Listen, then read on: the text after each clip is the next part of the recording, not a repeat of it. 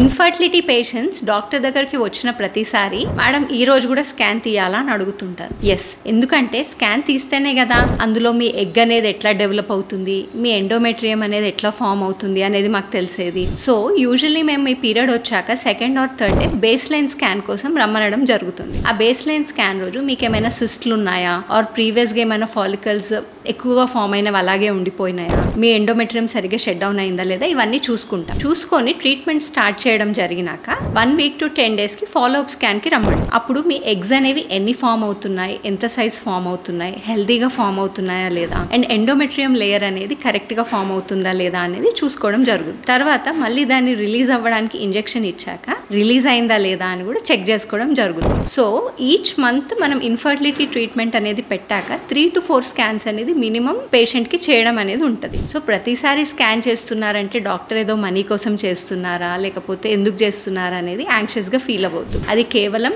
మీ follicles ఎలా develop అవుతున్నాయి, అంతా బాగుందా లేదా అని చూడడానికి మాత్రమే. ఈ స్కాన్స్ అనేవి మీ ప్రెగ్నెన్సీ కన్ఫర్మ్ అయ్యేంత వరకు కంటిన్యూ చేయడం అవుద్ది. Thank you.